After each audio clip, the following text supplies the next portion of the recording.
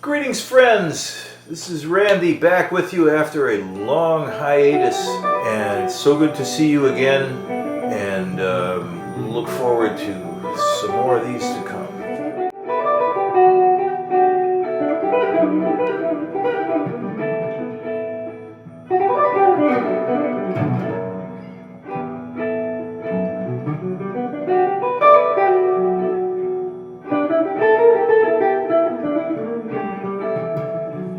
See, I have my Fender Jaguar today. It's orange. Man, I love an orange guitar.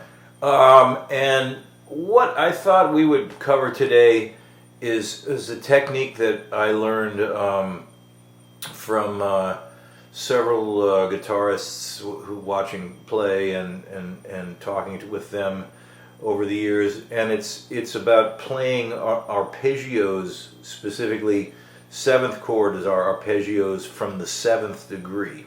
Now, like, let's say if we're talking about the G major seventh, for instance, why would you play it like this instead of just playing the regular way?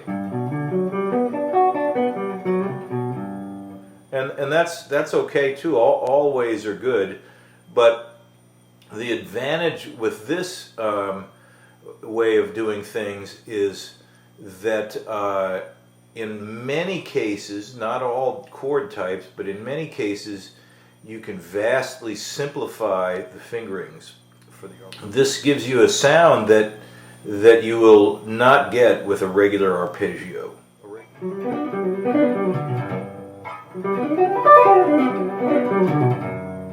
Like that.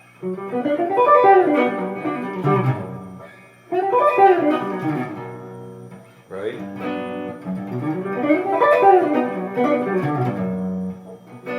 Now try doing that going. You can't do it.